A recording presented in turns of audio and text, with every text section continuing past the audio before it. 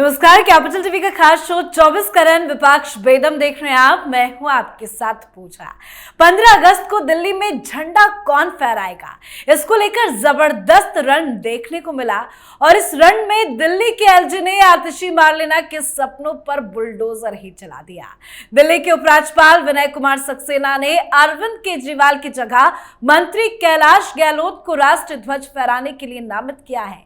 तो दिल्ली में कैसे एलजी ने आम आदमी पार्टी को बेदम कर दिया, बताएंगे आपको। तो साथ ही पश्चिम बंगाल में ममता बनर्जी को हाईकोर्ट ने बेदम कर दिया। हाईकोर्ट ने कोलकाता लेडी डॉक्टर की हत्या रेप की जांच सीबीआई को सौंप दी है, जो ममता सरकार के लिए कितना बड़ा झटका है यह भी बताएंगे। साथ ही अजीत पवार के बयान की भी चर्चा करेंगे, जिसमें उन्होंने कहा है कि लोकसभा चुनाव में गलती हो गई कि उन्होंने अपनी बहन सुप्रिया के सामने पत्नी सुनेत्रा पवार को चुनावी मैदान में उतार दिया। तो महाराष्ट्र की राजनीति की भी चर्चा करेंगे। मेरे साथ स्टूडियो में मौजूद हैं कैपिटल टीवी के editor in chief doctor Manish Kumar और एग्जीक्यूटिव एडिटर राजीव जी। सर, आप दोनों का बहुत बहुत स्वागत है। धन्यवाद। आतिशी मार्लेना का पत्ता क्यों कटा और कैलाश गहलोत का नाम क्यों चर्चा में है? देखिए, ये पूरे परसेप्शन की लड़ाई चल रही थी। केजरीवाल बार बार इस बात को साबित करने में तुले हुए हैं कि हम जेल से सरकार चला सकते हैं। अगर आप आम आदमी पार्टी के पूरे प्रचार तंत्र को देखिए, ये 18 महीने तिहाड़ से लौट के आया सिसोदिया, वो उसकी बातों को ध्यान से देखिए। वो कह रहे हैं कि भाई शिक्षा क्रांति नहीं रुकी। अरे कोई क्रांति व्रांति नहीं, लेकिन जो भी है वो बार बार ये कहने की कोशिश कर रहे हैं कि हम सरकार चला रहे हैं, कोई दिक्कत नहीं है। लेकिन आपने एक ऐसा पॉइंट दे दिया कि जिसमें आपके विशेष को सीधे नकारते हुए किसी दूसरे व्यक्ति को झंडा फहराने दिया जा रहा है। यही हुआ है। ये केजरीवाल आज रात भर सो नहीं पाएगा। उसके अथॉरिटी को एलजी ने क्या किया, ये कहा कि दिल्ली के बॉस हम ही हैं, तुम्हारी एक इच्छा जो होगी वो अपने पास रखो। और इसके लिए तमाम तिकड़मबाजी किए गए। और मीडिया से भी सवाल करना चाहिए। ये अखबार वाले, टीवी वाले, जो पैसे खा खा करके एडवर्टीजमेंट का ये जो दलाली करते हैं अरविंद केजरीवाल का, चिट्ठी तिहाड़ जेल के अंदर ही पड़ी रही और सारे लोगों ने छाप दिया कि भाई एलजी को चिट्ठी लिख गई, एलजी को चिट्ठी मिल गया। ऐसा आपने बवाल क्रिएट कर दिया, हवा क्रिएट कर दिया। या आतिशी मार्लेना नया नया साड़ी वाड़ी सब खरीद के तैयार थी कि 15 अगस्त को जो है कर ही देना है। तो ये सारी चीजें हुई। लेकिन अब क्या हुआ, इसमें दूसरी तरह का खेल सामने आया। आज आतिशी मार्लेना फिर विक्टिम कार्ड खेलने उतर गई मैदान में। आकर के बोली, देखिए हमें रोका जा रहा है, ये तो डेमोक्रेटिकली इलेक्टेड गवर्नमेंट को झंडा फहराने से भी रोका जा रहा है। अच्छा, झंडा फहराने से रोका जा रहा है इलेक्टेड गवर्नमेंट को?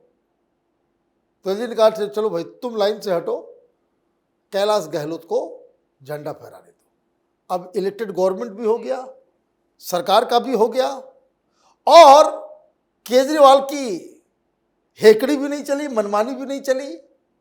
और दूसरा एक और खेल इसमें हो गया कि अभी तक मैं 2 घंटे हो गए, 3 घंटे हो गए, आम आदमी पार्टी की तरफ से कोई रिस्पॉन्स ही समझ में नहीं आ रहा है। भाई बोले क्या? अब केजरीवाल बताएगा वहां से भाई ये बोलना है, तब ये आएंगे क्यों? और दूसरा खेल ये है कि ये जो है कोई अपर कास्ट बनिया है नहीं। अपर कास्ट जो आजकल बहुत चल रहा है ना, एक्सरे लगाने वाली मशीन इंडी गठबंधन, तो ये एक्सरे में पास करने वाला व्यक्ति है, तो आप इसका विरोध भी नहीं कर पाओगे। आजकल बड़े ओबीसी एससी एसटी करने का शौक पड़ा हुआ है ना, तो ये जाल में खुद ही फंस गए। अब ये फंसे हैं तो इनका निकलना बड़ा मुश्किल हो जाएगा। और इसको लेकर के अंदर खाने आम आदमी पार्टी में भी बड़ा बवाल क्रिएट होगा। मतलब तीर जो है वो बिल्कुल निशाने पे लगा है। राजीव सर, दो सवाल है। कैलाश गहलोत का नाम क्यों चुना गया और इनके नाम को चुनने से आम आदमी पार्टी में क्या कुछ चल रहा है? क्या इसका विरोध कर पाएंगे या समर्थन कर पाएंगे? क्या होगा आगे? देखिए, आम आदमी पार्टी के अंदर सन्नाटा है इस बात को लेकर कि जिसको सबसे ज्यादा इग्नोर किया जा रहा था, जिस मंत्री को अभी तक आम आदमी पार्टी की तरफ से जो मंत्री हैं दिल्ली सरकार में, एक तो जेल में है अरविंद केजरीवाल, दूसरा आर के आनंद ने इस्तीफा दे रखा है, और बचे हुए मंत्री में सौरभ भारद्वाज, आतिशी मरलेना, इमरान हुसैन। और उसके बाद इन लोगों को ये देखा जा रहा है कि इमरान हुसैन अलग थलग रहते हैं, उनसे कोई मतलब नहीं है। केजरीवाल ने बनाया सिर्फ इसलिए है कि एक मुस्लिम चेहरा होना चाहिए। आतिशी और सौरभ भारद्वाज एक्टिव होते हैं क्योंकि दोनों को नया नया मंत्रालय मिला है। तो अब कैलाश गहलोत को लेकर चल रहा था कि उसको इग्नोर क्यों किया जा रहा है, क्योंकि पिछली बार जब ईडी ने पूछताछ की थी तो कैलाश गहलोत ने कह दिया था हमारी कोई जिम्मेदारी नहीं है। हमसे अरविंद केजरीवाल जी ने कहा कि ये जो न्यू एक्साइज पॉलिसी है वो बहुत बेहतर है दिल्ली के लोगों के लिए, दिल्ली सरकार को ज़्यादा रेवेन्यू मिलेगा और दिल्ली में शराब की दुकानों पर जो भीड़ होती है वो कम हो जाएगी। बड़े सारे फायदे गिनाए थे, हमने साइन कर दिया। हमसे बोला गया देखो ये आम आदमी पार्टी के लिए बहुत काम करेगा, विजय नायर ये एडवर्टीजमेंट देखेगा, सारा कम्युनिकेशन सेल देखेगा, मेरे घर के पास में इसका बंगला होना चाहिए, आप अपना दे दो। उन्होंने दे दिया।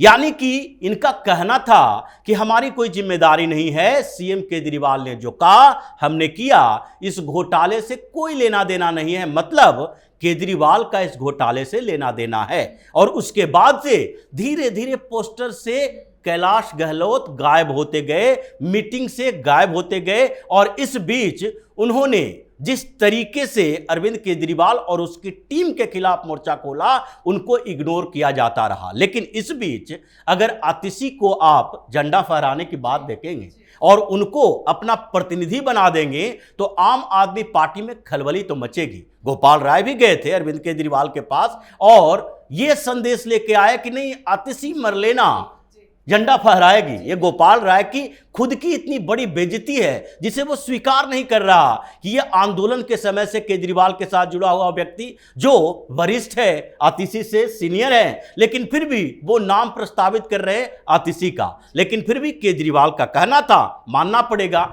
लेकिन इस बीच जब सीएम अनुपस्थित हो तो पावर किसके पास होगी? पावर होगी एलजी के पास, केंद्र सरकार के पास। और फिर होम मिनिस्ट्री की तरफ से निर्देश आया कि आप तय करो वरिष्ठ मंत्री जो रेगुलर मंत्रालय संभालते रहे हों, और इसलिए कैलाश गहलोत का नाम सामने आया। अब आम आदमी पार्टी में इस बात का सन्नाटा है कि आतिशी चली गई। अब एलजी पर सवाल उठाएंगे तो कैलाश गहलोत नाराज हैं ही और नाराज हो जाएंगे। मतलब गुटबाजी ऐसी बढ़ गई है कि एक बार फिर से आम आदमी पार्टी में तोड़ फोड़ होने वाली है। बिल्कुल सर, बात ममता बनर्जी की करें तो उन्हें आज हाईकोर्ट से बड़ा झटका लगा है। हत्या और रेप वाले मामले में सीबीआई जांच सौंप दी गई है। ये कितना बड़ा झटका है ममता बनर्जी के? देखिए, कल भी हमने कहा था कि ममता बनर्जी की क्राइसिस जो है वो क्रेडिबिलिटी की है, जनता को यकीन नहीं। और आज हाईकोर्ट ने कह दिया। और क्यों कहा, अभी दो खबरें आपको मैं दूं अलग से ममता की राजनीति के अलावा। जिस जगह पे जो मौकाए वारदात है, जिस कमरे में जो सब चीज हुआ उसके ठीक बगल में कमरे को आज तोड़ दिया गया, दीवारें तोड़ी गई है। वो टेलीविजन चैनल वाले वो गलती से अंदर चले गए, वो देख रहे हैं कि वहां पे सिविल वर्क शुरू हो गया। ये तो डिस्ट्रक्शन ऑफ एविडेंस है। इसका मतलब जरूर कोई गहरा राज है। क्यों छुपाया जा रहा है भाई? अगर कोई घटना घटी है, 10 दिन आप दीवार नहीं तोड़ोगे, आसमान गिर जाएगा। दूसरी चीज, पूरी अब रिपोर्ट आ गई, मेडिकल रिपोर्ट आ गई। डेड बॉडी में 10 जगह से खून निकल रहे थे, आंखों से खून, कान से खून, मुंह से खून। प्राइवेट पार्ट्स से खून, ये क्या है? ये दर्दगी है। और आप शुरू से अगर आपने घटना घटी और फौरन प्रोएक्टिव तरीके से अगर आप काम किए होते तो ये बवाल नहीं मचता, ये बवाल नहीं मचता। वहां लोग जब सड़कों पे आए तब ममता बनर्जी सामने आ रही है।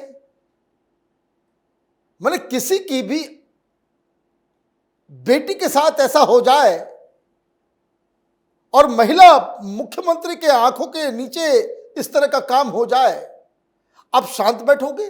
फिर आपने क्या किया? प्रिंसिपल ने खुद इस्तीफा दिया, आप उसको दूसरी जगह का प्रिंसिपल बना रहे हो।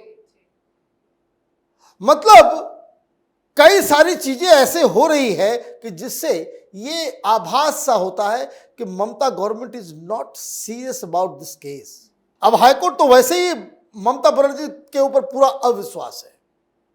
सुप्रीम कोर्ट में भी गए हुए ये लोग कि भाई हर केस में वो सीबीआई क्यों आ जाता है हाईकोर्ट के फैसलों के खिलाफ। ये इधर सुप्रीम कोर्ट में, हालांकि वो ठंडे बस्ते में चला गया है केस, लेकिन ऑलरेडी आप कर रहे हैं। तो आज हाईकोर्ट में गया है तो हाईकोर्ट ने सीधे कहा कि बस भाई हाईकोर्ट ने अक्लमंदी का काम किया। वो क्या कि सीबीआई को दो, कल 10 बजे का समय दिया गया है कि सारे कागजात, सारे सबूत, सारी चीजें जो है आप हैंड ओवर करो। क्यों? 10 दिन में तो सब कुछ खत्म हो जाएगा, सब कुछ खत्म कर देंगे ये लोग। ये सारे केसेस में इस तरीके से आप बर्ताव करते हो तो हाईकोर्ट इज वेरी राइट कि अब सीबीआई की जांच होगी। कल 10 बजे तक जितना भी केस डायरी से लेकर सारी चीजें जो है वो पहुंच जाएगा सीबीआई के पास। और मैं आपको बता रहा हूं, सीबीआई की पहली प्रेस कॉन्फ्रेंस होगी, उसमें अगर सीबीआई ने ये कह दिया कि बहुत सारी चीजें जो है वो गड़बड़ हो गई हैं, एविडेंसेस मिट गए हैं, तो फिर इसकी जिम्मेदारी किसकी होगी?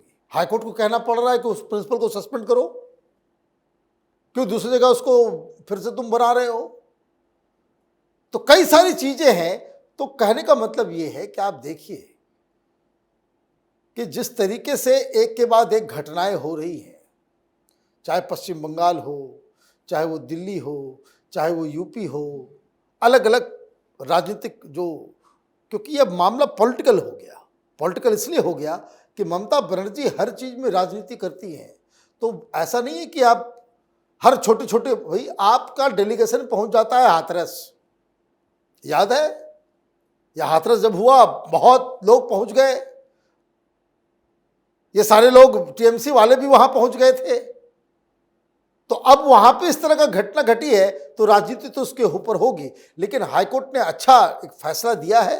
ममता बनर्जी की क्रेडिबिलिटी बिल्कुल अब गर्त में जा रही है और जिस तरह से फटकार लगाई गई है वहाँ की पुलिस को, वहाँ की व्यवस्था को, तो एक अच्छा फैसला है। लेकिन अब जब सीबीआई के पास ये मामला चला गया है तो अब डॉक्टर्स लोगों को भी वापस काम पे चले जाना चाहिए। बिल्कुल, और पूरी उम्मीद है कि सीबीआई इस केस में तह तक जाएगी। सर, अजीत पवार की बात करें तो उनका एक बयान बड़ा चर्चा में चल रहा है। उन्होंने कहा कि गलती हो गई, चुनाव में बहन के खिलाफ उन्होंने अपनी पत्नी को उतार दिया। ये राखी से पहले भाई बहन का प्यार है या कुछ और नजर आ रहा है? देखिए, ये भारतीय जनता पार्टी से गलती हुई है। अजीत पवार कुछ और बोल रहे हैं। ये छोटे मियाँ बड़े मियाँ की जोड़ी है। ये चाचा भतीजा दोनों कंफ्यूज करके रखते हैं महाराष्ट्र की पॉलिटिक्स को और पॉलिटिकल पार्टियों को।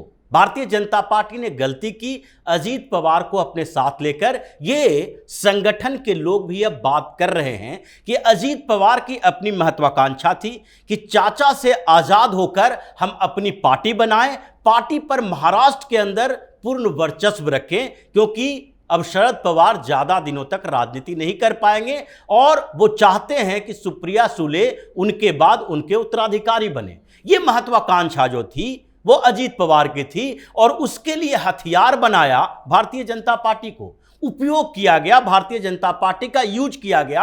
और वहां के जो नेतृत्व थे ये समझ नहीं पाए कि अजीत पवार के आने से भाजपा को क्या फायदा होगा और क्या नुकसान हो सकता है। लेकिन अब अजीत पवार जो कंफ्यूज्ड हैं, खुद ही अपने आप में कंफ्यूज्ड हैं कि कब भाजपा के साथ जाना चाहिए, कब चाचा के साथ वापस आना चाहिए, कौन सा स्टैंड लेना चाहिए।